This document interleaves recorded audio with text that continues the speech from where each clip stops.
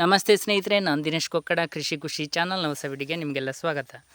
ಸ್ನೇಹಿತರೆ, ನಾನಿವತ್ತೊಂದು ಅದ್ಭುತವಾದ ಅಡಿಕೆ ತೋಟದಲ್ಲಿದ್ದೇನೆ. ಇದು ನಮ್ಮ ನೆರೆಕರೆಯ ಸುರೇಂದ್ರ ಅವರ ತೋಟ. ಈ ತೋಟ ಎಲ್ಲರ ಒಂದು ಕನಸಿನ ತೋಟ ಅಂತ ಹೇಳ್ಬೋದು. ಯಾಕಂತ ಹೇಳಿದರೆ ಆ ರೀತಿಯಲ್ಲಿ ಇಳುವರಿ ಇದೆ ನೋಡಿ. ಅತಿ ಸಣ್ಣ ಗಿಡದಲ್ಲಿ ಅತ್ಯದ್ಭುತವಾಗಿ ಇಳುವರಿ ಬಂದಿದೆ ನೋಡಿ. ನೀವು ಯಾವ ಕಡೆ ನೋಡಿದ್ರೂ ಅಡಿಕೆ ಗಿಡದಲ್ಲಿ ಇಳುವರಿ ಕಾಣ್ತಾ ಇದೆ. ಈ ಅಡಿಕೆ ತೋಟದ ನಿರ್ವಹಣೆ ಹೇಗೆ, ಯಾವ ರೀತಿಯ ಗೊಬ್ಬರ ಹಾಕ್ತಾರೆ, ಯಾವ ರೀತಿಯ ತಳಿ, ಏನು ಕತೆ, ಈ ರೀತಿಯಲ್ಲಿ ಇಳುವರಿ ಬರಬೇಕಾದ್ರೆ ತಳಿ ಮುಖ್ಯನಾ ಅಥವಾ ನಾವು ಮಾಡ್ತಿರುವಂತಹ ಕೃಷಿ ಪದ್ಧತಿ ಮುಖ್ಯನಾ, ಹಾಕುವಂತಹ ಗೊಬ್ಬರ ಮುಖ್ಯನಾ, ಏನೆಲ್ಲ ಕತೆ ಇದೆ ಅಂತ ಅವರ ಮಾತುಗಳಿಂದಲೇ ಕೇಳಿ ತಿಳಿಯೋಣ. ಬನ್ನಿ ಸ್ನೇಹಿತರೆ, ನಾವು ನೇರವಾಗಿ ಈ ವಿಷಯದಲ್ಲಿ ಸುರೇಂದ್ರರಲ್ಲಿ ಮಾತಾಡುವ, ಅವರ ಕೃಷಿ ವಿಧಾನಗಳ ಬಗ್ಗೆ ತಿಳಿಯುವ, ಇದಕ್ಕೆ ಅವರು ಯಾವ ರೀತಿಯ ಗೊಬ್ಬರ ಕೊಡ್ತಾರೆ, ಯಾವ ರೀತಿ ಇವರು ನೀರಾವರಿ ಮಾಡ್ತಾ ಇದ್ದಾರೆ. ಅಷ್ಟೇ ಅಲ್ಲದೆ ನಮಗೆ ಅತ್ಯಂತ ಕುತೂಹಲದ ಪ್ರಶ್ನೆ ಏನಂತ ಹೇಳಿದರೆ, ಇದು ಯಾವ ತಳಿ ಅಂತ, ಅದು ನಮಗೆ ಮುಖ್ಯವಾಗಿ ನಮಗೆ ಬೇಕು ಸ್ನೇಹಿತರೆ. ಹಾಗಾಗಿ ಈ ವಿಷಯದ ಬಗ್ಗೆ ಅವರಿಂದಲೇ ನಾವು ಜಾಸ್ತಿಯಾಗಿ ಮಾಹಿತಿಯನ್ನು ಪಡೆಯೋಣ. ನಮಸ್ತೆ ಸುರೇಂದ್ರರವರೇ. ನಮಸ್ತೆ, ಹೇಗಿದ್ದೀರಿ? ತೊಂದರೆ ಇಲ್ಲ, ಆರಾಮ. ನಿಮ್ಮ ತೋಟವನ್ನು ನೋಡುವಾಗ ನಂಗಂತೂ ತುಂಬ ಖುಷಿ ಆಗ್ತದೆ. ಯಾರಿಗೂ ಕೂಡ ತುಂಬ ಖುಷಿ ಆಗಲೇಬೇಕು. ಯಾಕಂತ ಹೇಳಿದರೆ ಇಂತಹ ತೋಟ ನೋಡಲಿಕ್ಕೆ ಸಿಗುವುದಿಲ್ಲ. ಈಗ ಎಲ್ಲರೂ ದಕ್ಷಿಣ ಕನ್ನಡ ಇರಲಿ ಎಲ್ಲ ಕಡೆನೂ ಅಡಿಕೆ ತೋಟವೇ ಮಾಡ್ತಾ ಇರುವವರು. ಹೌದು, ನಿಮ್ಮ ಪ್ರಯತ್ನ ಇದೆ, ಅದು ಗೊತ್ತಾಗ್ತದೆ. ಎಲ್ಲ ಕಡೆ ನೋಡುವಾಗಲೂ ನಿಮ್ಮ ಪ್ರಯತ್ನ ಇಲ್ಲಿ ಎದ್ದು ಕಾಣ್ತದೆ. ನೀವು ಕೃಷಿ ಮಾಡುವ ರೀತಿ, ಯಾವ ರೀತಿಯೆಲ್ಲ ಮಾಡ್ತೀರಿ, ಯಾವ ರೀತಿಯ ಗೊಬ್ಬರ ಹಾಕ್ತೀರಿ, ನೀರಾವರಿ ವ್ಯವಸ್ಥೆ ಹೇಗೆ, ಕೊನೆಗೆ ನಮಗೆ ಇದು ಯಾವ ತಳಿ, ಇದೆಲ್ಲ ಮಾಹಿತಿಯನ್ನು ನೀವು ಕೊಡಬೇಕು. ನೀವು ಮೊದಲನೇದಾಗಿ ಈ ಅಡಿಕೆ ಗಿಡಕ್ಕೆ ಎಷ್ಟು ಪ್ರಾಯ ಆಯಿತು? ಇದಕ್ಕೆ ಅಕ್ಟೋಬರಿಗೆ 4 ವರ್ಷ ಭರ್ತಿ ಆಯಿತು. ಕೇವಲ ಅಕ್ಟೋಬರ್ ತಿಂಗಳಲ್ಲಿ ನೆಟ್ಟದ್ದು ನಾನು. ಮಳೆ ಎಲ್ಲ ಪೂರ ಹೋದ್ಮೇಲೆ ಲಾಸ್ಟಿಗೆ ನೆಟ್ಟದ್ದು ಅಕ್ಟೋಬರ್ ತಿಂಗಳಲ್ಲಿ. 4 ವರ್ಷ ಆಯಿತು ಭರ್ತಿ. ಮತ್ತೆ ಸ್ವಲ್ಪ ದೊಡ್ಡ ಗಿಡ ನಾನು ರೆಡಿ ಮಾಡಿದ್ದೆ, ದೊಡ್ಡ ತೊಟ್ಟೆಯಲ್ಲಿ ಹಾಕಿ. ವರ್ಷ 4 ಆದದ್ದು. ಗುಂಡಿ ಮಾಡಿದ್ದು ಇಟಾಚಿಯಲ್ಲಿ ಎಲ್ಲ ಇದಿತ್ತು, ರಬ್ಬರ್ ಇತ್ತು ಫಸ್ಟಿಗೆ. ಹಾಳೆ ಚೂರೆಲ್ಲ ಹಾಕಿ ತುಂಬ ಗೊಬ್ಬರ ಇತ್ತು ಇದರಲ್ಲಿ ಬೇಕಾದಷ್ಟು. ಅದಕ್ಕೆ ಅದೆಲ್ಲ ಸ್ವಲ್ಪ ಏರುಪೇರು ಇತ್ತು. ಅದನ್ನು ಸ್ವಲ್ಪ ಫಸ್ಟ್ ಗೊಮ್ಮೆ ಮಟ್ಟ ಮಾಡಿ ಮತ್ತೆ ಕರೆಕ್ಟ್ ಲೈನ್ ನೋಡಿ, ಎಲ್ಲ ಲೈನ್ ಇದೆ. ಹೌದು, ಎಲ್ಲಿ ನೋಡಿದ್ರು ಲೈನ್ ಇದೆ. ಹೌದು, ಕರೆಕ್ಟ್ ಎಲ್ಲ ಕುಟ್ಟಿ ಹಾಕಿ ಇಟಾಚಿಯಲ್ಲಿ ಮಾಡಿದ್ದು. ಮಾಡಿ ಮತ್ತೆ ನೆಡುವಾಗ ಸಹ ಸ್ವಲ್ಪ ಆಚೆ ಈಚೆ ಇಟಾಚಿಯಲ್ಲಿ ಮಾಡಿದ್ರು. ಅದಕ್ಕೆ ಮತ್ತೆ ಹಗ್ಗ ಹಾಕಿ ಕರೆಕ್ಟ್ ಲೈನ್ ನೋಡಿ ನೆಟ್ಟಿದ್ದೇನೆ. ಹೌದು, ನೋಡಿ ಸ್ನೇಹಿತರೆ, ಯಾವ ಮೂಲೆಯಿಂದ ನೋಡಿದ್ರು ನಮಗೆ ಪ್ರತಿ ಗಿಡಗಳ ಸಾಲು ಸ್ಪಷ್ಟವಾಗಿ ಕಾಣ್ತದೆ ನೋಡಿ. ಫಸ್ಟಿಗೆ ಒಂದು 6 ತಿಂಗಳ ನಂತರ ಸ್ವಲ್ಪ ರಾಸಾಯನಿಕ ಗೊಬ್ಬರ ಸ್ವಲ್ಪ ಕೊಟ್ಟಿದ್ದೇನೆ, ಕೊಟ್ಟಿಲ್ಲ ಅಂತಲ್ಲ. ಒಂದು 2 ವರ್ಷದವರೆಗೆ ಕೊಟ್ಟಿದ್ದೇನೆ. ಮತ್ತೆ ರಾಸಾಯನಿಕ ಹಾಕ್ಲಿಕ್ಕೆ ಹೋಗ್ಲಿಲ್ಲ. ಕೋಳಿ ಗೊಬ್ಬರ ಮತ್ತೆ ಸ್ಲರಿ ಹಾಕ್ತೇನೆ. ಸ್ಲರಿ ಮಾಡ್ತೀನಿ. ಮತ್ತೆ ಒಂದು 2 ಸರ್ತಿ ವರ್ಷಕ್ಕೆ ಒಂದೊಂದು ಇಷ್ಟಿಷ್ಟು ಪೊಟ್ಯಾಕ್ಸ್ ಹಾಕಿದ್ದೇನೆ. ಇಲ್ಲ ಅಂತ ಹೇಳಲಿಕ್ಕಿಲ್ಲ, ಅಷ್ಟೇ. ವರ್ಷಕ್ಕೆ ಒಂದು ಸರ್ತಿ ಒಂದು ಚಿಪ್ಪಿ, ಸಣ್ಣ ಚಿಪ್ಪಿ ಗಿರಟೆಯಲ್ಲಿ ಹಾಕಿದ್ದು. ಇದರಲ್ಲಿ ಸಾಧಾರಣ ಗೊಬ್ಬರ ಸಿಗ್ತದೆ. ಏನು ಹಾಳೆ ಚೂರು ಫುಲ್ ಹಾಳೆ ತಟ್ಟೆ ಉಂಟು. ಹಾಳೆ ತಟ್ಟೆ ಘಟಕ ಇದೆ ನಿಮಗೆ? ಹಾಳೆ ತಟ್ಟೆ ಘಟಕ ಇದೆ. ಅದರದ್ದು ಬೇಕಾದಷ್ಟು ಹಾಳೆ ಚೂರು ಇತ್ತು, ಅದನ್ನು ಇಲ್ಲಿಗೆ ಹಾಕಿದ್ದೇವೆ. ರಬ್ಬರ್ ಇತ್ತು ಫಸ್ಟಿಗೆ, ಆವಾಗ ಸಹ ಇಲ್ಲಿಗೆ ಹಾಕಿದ್ದೇವೆ. ಅದರದ್ದು ಗೊಬ್ಬರ ಇತ್ತು, ಅದು ಸಹ ಮಣ್ಣಲ್ಲಿ ಎಲ್ಲ ಮಿಕ್ಸ್ ಆಗಿ ಮಟ್ಟ ಮಾಡುವಾಗ ಎಲ್ಲ ಲೆವೆಲ್ ಆಗಿತ್ತು. ಒಳ್ಳೆ ಇದು ಉಂಟು, ಸ್ಮೂತ್ ಆಗಿದೆ ಭೂಮಿ. ಅದು ಗುಂಡಿ ಜಾಸ್ತಿ ಇತ್ತು. ಒಂದು 2 ವರ್ಷ ಆದ್ಮೇಲೆ ಸ್ವಲ್ಪ ಇದನ್ನೆಲ್ಲ ಸೈಡಿಂದ ತೆಗೆದು ಮಣ್ಣು ಕಸ ಎಲ್ಲ ತೆಗೆದು ಒಮ್ಮೆ ಮಣ್ಣು ಹಾಕಿದ್ದೇನೆ. ಆಯ್ತು. ಇದು 2 ತಿಂಗಳ ಮೊದಲು ಮಣ್ಣು ಹಾಕಿದ್ದೇನೆ. ಎಲ್ಲ ನೋಡಿ, ಕಸ ಎಲ್ಲ ತೆಗೆದು ಮತ್ತೆ ಪುನಃ ಕಸ ಬಂದಿದೆ ಇಲ್ಲಿ ನೋಡಿ. ಎಲ್ಲ ಕ್ಲೀನ್ ಮಾಡಿ ಹಾಕಿದೆ. ಇದು ಮೇಲೆ ಕಸ ಇದ್ದದ್ದು 2 ಸರ್ತಿ ಮಣ್ಣು ಹಾಕಿದ್ದೇನೆ. ಆಯ್ತು, ಇನ್ನು ಮುಟ್ಲಿಕ್ಕಿಲ್ಲ. ಮಣ್ಣು ಸೈಡಿಂದ ಬಾಚಿ ತೆಗೆದು ಹಾಕಿದ್ದು. ಸ್ವಲ್ಪ ಜಾಸ್ತಿ ದಪ್ಪ ಅಲ್ಲ, ಸ್ವಲ್ಪ ಕಸ ಎಲ್ಲ ಇದ್ದದನ್ನು, ಹುಲ್ಲನ್ನು ಇದ್ದದನ್ನು, ಆಚೆ ಈಚೆ ಕಸ ಎಲ್ಲ ಇದ್ದದನ್ನು ಹಾಕಿ ಅದಕ್ಕೆ ಮೇಲೆ ಮಣ್ಣು ಹಾಕಿ ಬಿಡುದು. 2 ವರ್ಷದಲ್ಲಿ ಒಮ್ಮೆ ಹಾಕಿದ್ದೇನೆ. ಈಗ 4 ವರ್ಷ ತುಂಬಿದೆ. ಈಗ 2 ತಿಂಗಳ ಮೊದಲು ಹಾಕಿದ್ದೇನೆ. ಮತ್ತೆ ಪುನಃ ಕಸ ಬಂದಿದೆ, ಇನ್ನು ಹಾಕ್ಲಿಕ್ಕಿಲ್ಲ ಮಣ್ಣು. ಫೈನಲ್ ಆಯ್ತು. 2 ತಿಂಗಳ ಹಿಂದೆ ಒಮ್ಮೆ ಈ ರೀತಿ ಮಾಡಿದ್ದೀರಿ? ಹೌದೌದು, ನೋಡಿ ಎಲ್ಲ ಮಾಡಿದ್ದು ಗೊತ್ತಾಗ್ತದಲ್ಲ. ಇದು ಮತ್ತೆ ಹುಲ್ಲು ಬಂದದ್ದು. 2 ತಿಂಗಳಾಯ್ತು ಇಲ್ಲಿ ಮಾಡಿ. ಫಸ್ಟ್ ಜಾಸ್ತಿ ಮಳೆ ಇರುವಾಗ ಹಾಕಿದೆ. ಮತ್ತೆ ಜಾಸ್ತಿ ಮಳೆ ಇರುವಾಗ ಇದು ಕುಮ್ಮೆ ಹಾಕ್ತೇನೆ ಇದಕ್ಕೆ. ಇದು ಮರದ ಮೇಲಿನ ಸೈಡಿಗೆ ಹಾಕ್ತೇನೆ ನೋಡಿ. ಇಲ್ಲ ಬಿಳಿ ಬಿಳಿ ಕಾಣ್ತದೆ. ಇಲ್ಲಿ ಫುಲ್ ಎಲ್ಲ ಫಾಮಜಿ ಇಡ್ತದೆ. ಇದು ಏನು ಇದಕ್ಕೆ ಹೇಳ್ತಾರೆ, ಹವಾಸೆ ಇಡ್ತದೆ. ಹುಲ್ಲು ಇಡ್ತಾ ಇತ್ತು. ಆ ಸೈಡಿಂದಲೇ ನಾನು ಹಳೆಯ ಸುಣ್ಣ ಪುಡಿ ಸುಣ್ಣ ಅದನ್ನು ಹಾಕ್ತೇನೆ. ವರ್ಷ ಹಾಕ್ತೇನೆ. ಅದು ಅಂದರೆ ಎಷ್ಟೆಷ್ಟು ಒಂದು ಅಂದಾಜು? ಅದೊಂದು ದೊಡ್ಡ ಗರಟೆ ಅಲ್ಲಿಂದ 2-3 ಗರಟೆ ಹಾಕ್ತೇನೆ. ಎಲ್ಲಿ ಬುಡಕ್ಕೆ? ಬುಡಕ್ಕೆಲ್ಲ ಇಲ್ಲಿ ಮೇಲಿಂದಲೇ ಹಾಕ್ತೇನೆ. ಅಲ್ಲಿಂದ ಹಾಕ್ತೇನೆ? ಮೇಲಿಂದಲೇ ಎಲ್ಲಿ ಇಲ್ಲಿ ಇದು ಹಿಡಿದಿರ್ತದೆ ಅಲ್ಲಿಂದಲೇ ಹಾಕ್ತೇನೆ. ನಿಮ್ಮ ಮರದಲ್ಲಿ ಯಾವ ರೀತಿ ಹಾವಸೆ ಬರದ? ಹೌದೌದು, ಮಳೆಯ ನೀರಿನಲ್ಲಿ ಹಾವಸೆ ಬಂದಿರ್ತದೆ, ಹೌದೌದು. ಯಾವುದಿಲ್ಲ, ಈಗ ಕ್ಲೀನ್ ಆಗಿದೆ. ಅಂದರೆ ಎರಡು ಲಾಭ, ಸುಣ್ಣದ ಅಂಶ ಮಣ್ಣಿಗೂ ಸಿಗ್ತದೆ, ಅಲ್ಲದೆ ಇಲ್ಲಿ ಫುಲ್ ಇದು ಹಿಡಿದಿರ್ತದೆ ಹಾವಸೆ, ಅದಕ್ಕೆ ಅದು ಸಾಯಿಲ್ಲ ಅಂತ ಅದೊಂದು 4 ದಿವಸದಲ್ಲಿ ಸಾಯ್ತದೆ. ಮತ್ತೆ ನೋಡಿ ಇಲ್ಲಿ ಸತ್ತದ ಕಾಣ್ತದೆ ನೋಡಿ, ಇದು ಮತ್ತೆ ಪುನಃ ಸ್ವಲ್ಪ ಹಿಡಿದದ್ದು. ಎಲ್ಲ ಗಿಡಕ್ಕೆ ಮರಕ್ಕೇನೆ ಹಾಕುದು ನಾನು. ಅದು ಸುಣ್ಣದ ಪುಡಿ, ವಸ್ತು ಇಲ್ಲ, ಜಾಸ್ತಿ ಖಾರ ಇಲ್ಲ, ಅದು ಕಮ್ಮಿ ರೇಟಿಗೆ ಸಿಗ್ತದೆ. 50 kg ಗೋಣಿ ಸಾಧಾರಣ 650ಕ್ಕೆ ಸಿಗ್ತದೆ. ಈಗ ನೀವು ಕೋಳಿ ಗೊಬ್ಬರ ಅಂತ ಹೇಳಿದಿರಿ, ಕೋಳಿ ಗೊಬ್ಬರವನ್ನು ಹೇಗೆ ಹಾಕ್ತಾ ಇದ್ದೀರಿ? ಕೋಳಿ ಗೊಬ್ಬರ ನಾನೊಂದು ನೋಡಿ ಅಲ್ಲಿ ಸ್ಟಾಕ್ ಇದೆ, ಹೂವಲ್ಲಿ ಲಾಸ್ಟಿಗೆ ಮೇಲೆ ಒಂದು 100 ಗೋಣಿ 150 ಗೋಣಿ ತೆಕೊಂಡು ಒಂದು 50 ದಿನ ಇಡ್ತೇನೆ. ಅದನ್ನು ತೆಕೊಂಡು ಪೆಂಡಿಂಗ್ ಅಲ್ಲೇ ಇಟ್ಟು ಟಲ್ಪರ್ ಹಾಕಿ ಇಡ್ತೇನೆ. ಮತ್ತೆ ಅದನ್ನು ಸೈಡಿಗೆ ಒಂದೊಂದು ಚಟ್ಟಿ ಆದರೆ ಸಿಮೆಂಟ್ ಚಟ್ಟಿ ಸಾರಿನ ಗಾರೆ ಮಾಡ್ತಾರಲ್ಲ, ಆ ಚಟ್ಟಿಯಲ್ಲಿ ಒಂದೊಂದು ಚಟ್ಟಿ ಹಾಕ್ತೇನೆ ಎಲ್ಲ ಗಿಡಕ್ಕೆ. ಅದು ಸಾಧಾರಣ ವರ್ಷಕ್ಕೆ ಒಂದು 2 ಸರ್ತಿ ಕೊಡ್ತೇನೆ. ಅದರಲ್ಲಿ ಸ್ವಲ್ಪ ಹೈಟ್ ಬಂದಿದೆ ಅಂತ ನನಗೆ ಕಾಣ್ತದೆ, ಅದಕ್ಕೆ ಸ್ವಲ್ಪ ನಿಲ್ಲಿಸಿದ್ದೇನೆ ಈಗ ನಾನು. ಕೆಲವೆಲ್ಲ ಜಾಸ್ತಿ ಹೈಟ್ ಆಯ್ತು ನನ್ನ ಲೆಕ್ಕದಲ್ಲಿ. ಅದು ಕೆಲವರು ಹೇಳ್ತಾರೆ ಕೋಳಿ ಗೊಬ್ಬರ ಹಾಕಿದ್ರೆ ಸ್ವಲ್ಪ ಹೈಟ್ ಹೋಗ್ತದೆ ಅಂತ ಹೇಳ್ತಾರೆ. ಅದಕ್ಕೆ ಬೇಕಾಗಿ ಈಗ ಸ್ವಲ್ಪ ನಿಲ್ಲಿಸಿದ್ದೇನೆ. ಈಗ ಇದು ಸ್ಲರಿ ಮಾಡ್ತೇನೆ. ಸ್ಲರಿ ಮಾಡ್ತಿದ್ದೀರಾ? ಹೌದೌದು. ನೋಡು ಅದರ ಬಳಿ ಹೋಗೊಮ್ಮೆ. ಸ್ಲರಿ ಅಂತ ಹೇಳಿದ್ರೆ ದನದ ಸೆಗಣಿ ಒಂದು 50 kg ಹಾಕ್ತೇನೆ ಒಂದು ಡ್ರಮ್ಮಿಗೆ. ಮತ್ತೆ ಒಂದು 4 kg ಬೆಲ್ಲ, ಮತ್ತೆ ಒಂದು 4 kg ನೆಲಕಡಲೆ ಹಿಂಡಿ ತಿರುಗಿಸಿಡ್ಬೇಕು. ಒಂದು 5-6 ದಿವಸ ಬಂದು ತಿರುಗಿಸಿ ಇಡಬೇಕು. ನೆಲಕಡಲೆ ಹಿಂಡಿ 4 kg, 4 kg ಬೆಲ್ಲ, 50 kg ಸೆಗಣಿ. ಸುಮಾರು ಡ್ರಮ್ ಉಂಟು ಅಲ್ಲಿ, ಮುಂದೆ ಉಂಟು, ತೋರಿಸ್ತಾರೆ ಬೇಕಾದ್ರೆ. ಅದಕ್ಕೆ ಹಾಕಿ ಹಾಗೆ ಅದು ಹಾಕಿ ತಿರುಗಿಸು, 5-6 ದಿವಸ ತಿರುಗಿಸಿ. ಮತ್ತೆ ಒಂದು ಇಲ್ಲಿ ಬಾಲ್ದಿ, ಈ ಬಾಲ್ದಿಯಲ್ಲಿ ಒಂದು ಬಾಲ್ದಿಯನ್ನು 4ಕ್ಕೆ, ಜಾಸ್ತಿ ಏನಿಲ್ಲ. ಇದು ಮೊನ್ನೆ ಮಾಡಿದ್ದು ಲಾಸ್ಟಿಗೆ, ಅವತ್ತು ಹಾಕಿದ್ದು ಉಳಿದದ್ದು, ಅದು ಹೂವಿನ ಗಿಡಕ್ಕೆಲ್ಲ ಹಾಕ್ಲಿಕ್ಕೆ ಅಂತ ಇಟ್ಟದ್ದು, ಅಲ್ಲೇ ಬಿಟ್ಟಿದ್ದಾರೆ. ಆ ಬಾಲ್ದಿಯಲ್ಲಿ ಒಂದು ಗಿಡಕ್ಕೆ ಎಷ್ಟು ಕೊಡ್ತೀರಿ? ಅಲ್ಲ, ಒಂದು ಬಾಲ್ದಿಯನ್ನು 4 ಗಿಡಕ್ಕೆ ಕೊಡ್ತೀನಿ. ಒಂದು ಬಾಲ್ದಿಯನ್ನು 4 ಗಿಡ 5 ಗಿಡಕ್ಕೆ ಹೋಗ್ತೇನೆ. ಅದು 20 ಲೀಟರ್ಗೆ ಆ ಬಾಲ್ದಿ. ಸರಿ, ಅದರೊಂದು 5 ಬಾಟ್ಲಿಗೆ 5 ಗಿಡಕ್ಕೆ ಕೊಡ್ತೇವೆ. ಎಷ್ಟು ಸಮಯಕ್ಕೊಮ್ಮೆ? ಅದು 6 ತಿಂಗಳಿಗೊಮ್ಮೆ ಕೊಡ್ತೇನೆ. 6 ತಿಂಗಳಿಗೊಮ್ಮೆ. ಅಂದ್ರೆ ಈಗ ನೋಡಿ, ಈಗ ನೀವು ಕೆಲವು ಸರ್ತಿ ಈಗ ಇನ್ನೂ 3 ಸರ್ತಿ ಕೊಡ್ತೇನೆ ವರ್ಷಕ್ಕೆ, ಇಲ್ಲಾಂದ್ರೆ 6 ತಿಂಗಳಿಗೊಮ್ಮೆ ಕೊಡ್ತೇನೆ. ಈಗ ಇಲ್ಲಿ ನೀವು ಈಗ ರೆಡಿಮೇಡ್ ಇಟ್ಟಿದ್ದೀರಿ, ಇದು ಎಷ್ಟು ದಿನ ಆಯ್ತು? ಇದು ಸಾಧಾರಣ ಈಗ ಹಾಕಿ 5 ದಿವಸ ಆಯ್ತು. 5 ದಿವಸ. ಇನ್ನೊಂದು 2 ದಿವಸದಲ್ಲಿ ಹಾಕಬೇಕು. ಹಾಕಿ ಮಿಕ್ಸ್ ಮಾಡಿದ್ದೇನೆ ನೋಡಿ, ಇಲ್ಲಿ ಫಂಗಸ್ ಬಂದಿದೆ ನೋಡಿ. ಹೌದು, ಅದು ಜೀವ ಇರ್ತದೆ, ಬಿಳಿಯಾಗಿ ಕಾಣ್ತದೆ. ಹೌದೌದು. ಇನ್ನು ಅದು ಇವತ್ತು ಕೆಲಸದವರು ಬಂದಿಲ್ಲ, ಒಂದು 2 ದಿವಸದಲ್ಲಿ ತಿರುಗಿಸ್ತಾರೆ. ಇನ್ನು 2 ದಿವಸದಲ್ಲಿ ಹಾಕಬೇಕು. ಇವಾಗ 4 ದಿವಸ ಆಯ್ತು ಇದಕ್ಕೆ ಹಾಕಿ.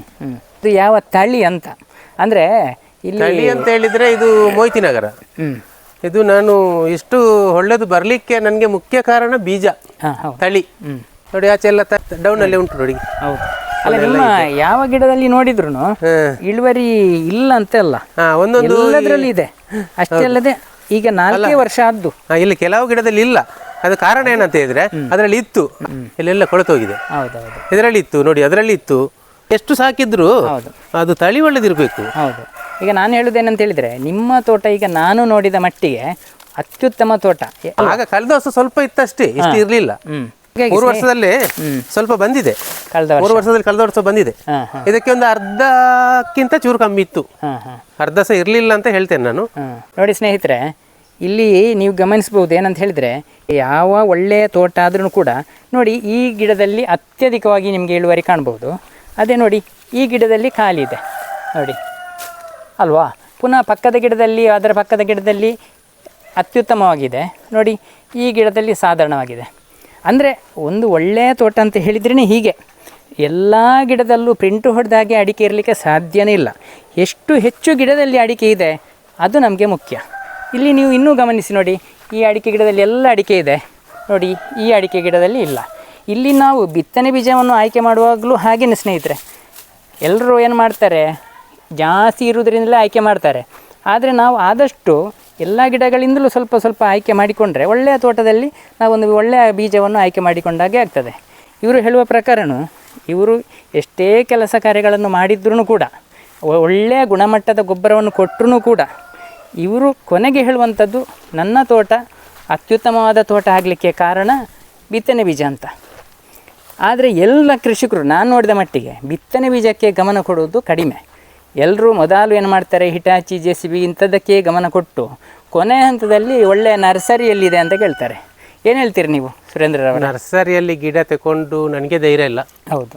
ನಾನೇ ಬೀಜ ತಗೊಂಡು ಬಂದು ನಾನು ತೊಟ್ಟೆಯಲ್ಲಿ ಹಾಕಿ ಒಂದು ಸ್ವಲ್ಪ ಲೇಟ್ ಆಯ್ತು ಅಂತ ಹೇಳಿ ಮತ್ತೆ ದೊಡ್ಡ ತೊಟ್ಟೆಗೆ ಹಾಕಿ ಕರೆಕ್ಟ್ ಬೇಕಾದಾಗೆ ಅದನ್ನು ದೂರ ದೂರ ಇಟ್ಟು ಸಾಕಿ ಮತ್ತೆ ನೆಟ್ಟದ್ದು. ನರ್ಸರಿಯಲ್ಲಿ ತಗೊಂಡು ಬಂದು ನೆಟ್ಟದ್ದು ಇದೆ, ಅಲ್ಲಿ ಬೇರೆ ಒಂದು ತೋಟ ಇದೆ, ವರ್ಷ 4-5 ಆಯ್ತು. ಇದೇ ತರ ಹಿಂಗಾರ ಬರುವ ಸಾಧ್ಯತೆ ಕಾಣುವುದಿಲ್ಲ.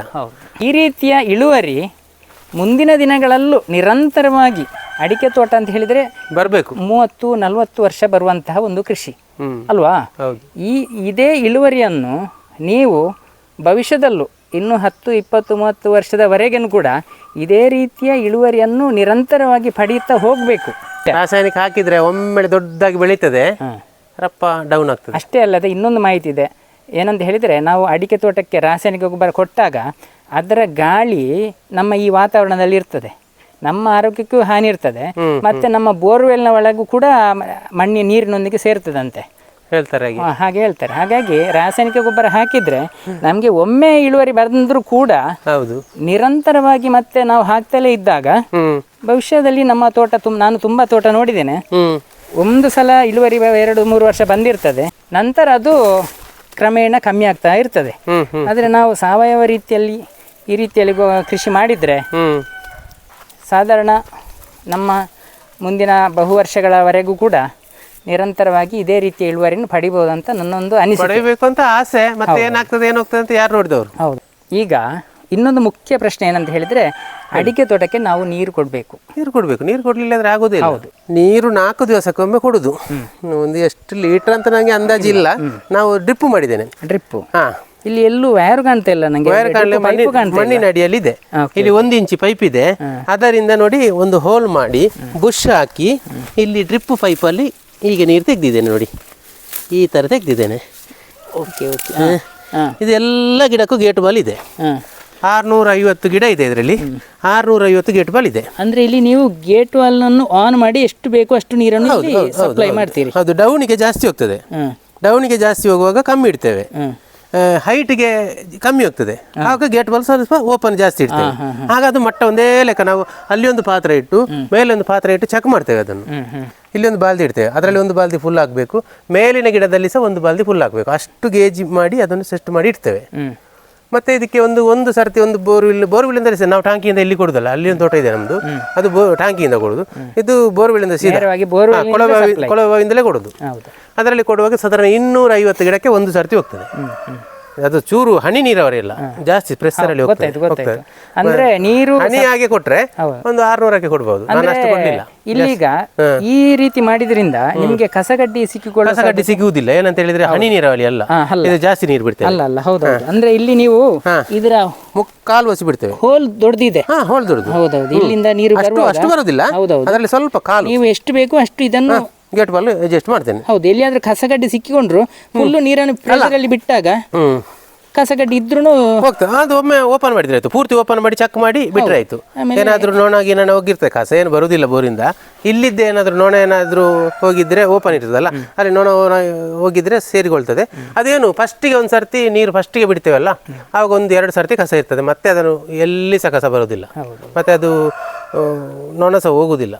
ಆದ್ರೆ ಮತ್ತೆ ಮೊದಲನೇ ಅಳವಡಿಕೆ ಮಾಡುವಾಗ ಸ್ವಲ್ಪ ಖರ್ಚು ವೆಚ್ಚ ಜಾಸ್ತಿ ಇರ್ತದೆ. ಸ್ವಲ್ಪ ಆದ್ರೆ ಒಂದು ಕಾಲ್ವಾಸಿ, ಒಂದು 10,000 ಬೇಕಾದ್ರೆ ಒಂದು 12,500 ಬೇಕಾಗ್ತದೆ, 2,500 ಜಾಸ್ತಿ ಬೇಕಾಗ್ತದೆ. ಮತ್ತೆ ನಮಗೆ ಇದಿಲ್ಲ, ಏನು ಸ್ಪ್ರಿಂಕ್ಲರ್ ಹೋಗ್ಬೇಕು, ಚೇಂಜ್ ಮಾಡಬೇಕು, ರಾತ್ರಿ ಅದು ಇದೇನಾದ್ರೆ ರಾತ್ರಿ ಕಾಣುದಿಲ್ಲ, ಹಾವು ಗೀವು ಏನಾದ್ರೂ ಇರ್ತದೆ, ಅದ್ರ ಸಮಸ್ಯೆ ಏನಿಲ್ಲ. ಇಲ್ಲಿ ಒಂದು ಲೈನಲ್ಲಿ ಬಂದ್ರೆ ಆಯ್ತು. ನೋಡಿ ಇಲ್ಲಿ ಗೇಟ್ ಬಾಲ್ ಇದೆ, ಈಗ ನಾನು ಇಲ್ಲಿ ಕಸ ಬರ್ತದೆ ಅಂತ ಗೋಣಿ ಹಾಕಿದ್ದೇನೆ, ಇದರಲ್ಲಿ ಗೇಟ್ ಬಾಲ್ ಇದೆ. ಯಾವ ಗೇಟ್ ಬಾಲ್ ಬೇಕು, ಇಲ್ಲಿ ಒಂದೇ ಲೈನಲ್ಲಿ 4 ಗೇಟ್ ಬಾಲ್ ಇದೆ, ಪೂರ್ತಿ ಈ ತೋಟ ಕ್ಲಿಯರ್ ಆಗ್ತದೆ. ಇಲ್ಲಿ ಗೇಟ್ ಬಾಲ್ ಇದೆ ನೋಡಿ, ನೋಡಿ ಇದು ಇಲ್ಲಿ ಒಂದು ಕ್ಲೋಸ್ ಮಾಡಿದ್ರೆ ಮತ್ತೆ ಕೆಳಗೆ ಹೋಗುದೇ ಇಲ್ಲ, ಇಲ್ಲಿಂದ ಈ ಸೈಡ್ಗೆ ಹೋಗ್ತದೆ. ಮತ್ತೆ ಈಚೆ ಒಂದು ಪೈಪ್ ಇದೆ, ಅದಕ್ಕೆ ಒಂದು ಲೆಫ್ಟ್ ಗೇಟ್ ಬಾಲ್ ಇದೆ, ಅಲ್ಲಿ ಅದು ಈ ಸೈಡಿಗೆ ಹೋಗ್ತದೆ. ಅಂತೂ ನೀವು ಒಂದು ನಿಮ್ಮ ಪ್ರಕಾರ ಒಂದು ಈ ತೋಟಕ್ಕೆ ಒಂದು ಒಳ್ಳೆಯ ನೀರಾವರಿ ಪದ್ಧತಿಯನ್ನು ಕೂಡ ನಿಮ್ಮ ಸ್ವಂತ ರೀತಿಯಲ್ಲಿ ನೀರು ಸಹ ವೇಸ್ಟ್ ಆಗುದಿಲ್ಲ.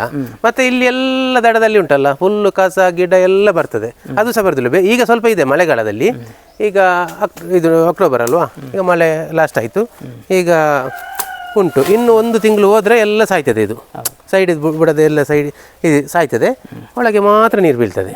ಕೆಲವು ಸರ್ತಿ ನಾವು ಜಾಸ್ತಿ ನೀರು ಬಿಟ್ರೆ ಇದರಲ್ಲಿ ಹೊಂಡದಲ್ಲಿ ತುಂಬಿಕೊಂಡಿರ್ತದೆ, ಅಷ್ಟು ನೀರು ಆಗ್ತದೆ. ಗೇಟ್ ವಾಲ್ ರಪ್ಪ ನಾವು ಚೇಂಜ್ ಮಾಡಲಿಲ್ಲ ಆದರೆ ಒಂದು 3-4 ಗಂಟೆ 5 ಗಂಟೆ ಆದರೆ ನೀರು ಅಂಡದಲ್ಲಿ ಅರ್ಧ ಅರ್ಧ ಕಾಣ್ತದೆ ನಮಗೆ, ಅಷ್ಟು ನೀರಾಗ್ತದೆ. ನಾನು ಹನಿ ಎಲ್ಲ ಬಿಡೋದು, ಸ್ವಲ್ಪ ಜಾಸ್ತಿ ಬಿಡ್ತೇನೆ. ಸಾಧಾರಣ ನಾವು ಇಷ್ಟು ದಪ್ಪ ಹೋಗ್ಬೋದು ಅಲ್ಲಿ ಎಲ್ಲ. ಬಿತ್ತನೆ ಬೀಜದ ಗುಣಮಟ್ಟ ಮಾತ್ರ. ಹೌದು, ನಾವು ಎಷ್ಟು ಸಾಕಿದ್ರು ನಮ್ಮ ಇದು ಎಷ್ಟು ಒಳ್ಳೇದಿದ್ರು ಬೀಜ ಉತ್ತಮ ಇಲ್ಲದಿದ್ದರೆ ಬರಲಿಕ್ಕೆ ಸಾಧ್ಯನೇ ಇಲ್ಲ. ಬೇರೆ ಕಡೆ ಎಲ್ಲ ನೋಡಿದ್ದೇನೆ, ನಾನು ಮಾಡಿದ್ದೇನೆ. ನನ್ನ ಮನೆಯಲ್ಲಿ ಮಾಡಲಿಲ್ಲದ್ರು ಇನ್ನೊಬ್ಬರ ಮನೆಯಲ್ಲಿ ನಾನು ದುಡ್ದವನು, ಬೇಕಾದಷ್ಟು ವರ್ಷ ದುಡ್ದಿದ್ದೇನೆ, ಹೌದು. ಮಾಡಿದ್ದೇನೆ, ನೋಡಿದ್ದೇನೆ. ನಾನು ಬೇಕಾದಷ್ಟು ದೊಡ್ಡದಾಗಿದೆ, 30 ಫೀಟ್ ಆಗಿದೆ, ಒಂದು ಹಿಂಗಾರ ಕೂಡ ಬಂದಿಲ್ಲ ಅಂತ ಮರ ನಾನು ನೋಡಿದ್ದೇನೆ, ನಾನೇ ನಟ್ಟದ್ದು. ಅವರು ನಡ್ಲಿಕ್ಕೆ ಹೇಳಿದ್ರು, ನಾನು ನಟ್ಟಿದ್ದೇನೆ. ಸ್ನೇಹಿತರೆ, ನಮಗೆ ಸುರೇಂದ್ರ ಅವರು ಅವರ ಒಂದು ಒಳ್ಳೆಯ ತೋಟವನ್ನು ತೋರಿಸಿ ಅದರ ಬಗ್ಗೆ ಅವರ ಎಲ್ಲ ಅನುಭವದ ಮಾತುಗಳನ್ನು ಹೇಳಿ ನಮಗೂ ಕೂಡ ಒಂದು ಖುಷಿ ಕೊಟ್ಟಿದ್ದಾರೆ. ನಾನು 1 ವರ್ಷ ಲೇಟಾಗಿ ನೆಟ್ಟರು ಬೀಜ ಒಳ್ಳೇದು ನೋಡ್ಕೊಳ್ಳಿ ಅಂತ ನಾನು ಹೇಳೋದು ಎಲ್ರಿಗೂ. ಅವ್ರು ಏನು ಮಾಡ್ತಾರೆ ಅಂತ ಹೇಳಿದರೆ, ಅರ್ಜೆಂಟ್ ನಮಗೆ ಈಗಲೇ ಈಚಾಚಿ ತರಬೇಕು, ಮರ ತೆಗಿಬೇಕು, ಈಗ ಗಿಡ ನೆಟ್ಟಾಗಬೇಕು. ಎಲ್ಲಿ ಉಂಟು ಒಳ್ಳೆ ಗಿಡ ಎಲ್ಲಿ ಉಂಟು, ಎಲ್ಲ ಹಸಿರಾಗಿ ಇರಬೇಕು, ದಪ್ಪ ಇರಬೇಕು ಗಿಡ. ತೋರ ಎಲ್ಲಿ ಉಂಟು ಗಿಡ ಒಳ್ಳೆದು ಎಲ್ಲಿ ಉಂಟು ಅದನ್ನು ಹೋಗಿ ತಗೊಂಡು ಬರ್ತಾರೆ, ನಡ್ತಾರೆ, ಮತ್ತೆ ಇಲ್ಲಿ ಕಾಯ್ತಾರೆ. 8 ವರ್ಷ ಆದರೂ ಏನಿಲ್ಲ. ಅಡಿಕೆ ಹಾಳೆ ತಟ್ಟ ಘಟಕವನ್ನು ದೊಡ್ಡ ಮಟ್ಟದಲ್ಲಿ ನಡೆಸಿ ಯಶಸ್ವಿಯಾಗಿದ್ದಂಥ ಒಂದು ಬಿಸ್ನೆಸ್ ಮ್ಯಾನ್ ಅಂತಲೂ ಹೇಳ್ಬೋದು. ಅದರೊಟ್ಟಿಗೆ ಕೃಷಿಯನ್ನು ಕೂಡ ಅವರು ಅತ್ಯಂತ ಯಶಸ್ವಿಯಾಗಿ ಮಾಡ್ತಾ ಇದ್ದಾರೆ. ಇವರ ಒಂದು ಒಳ್ಳೆಯ ಅನುಭವದ ಮಾತುಗಳನ್ನು ನಮಗೆ ಹೇಳಿದ್ದಾರೆ. ಧನ್ಯವಾದಗಳು ನಿಮಗೆ.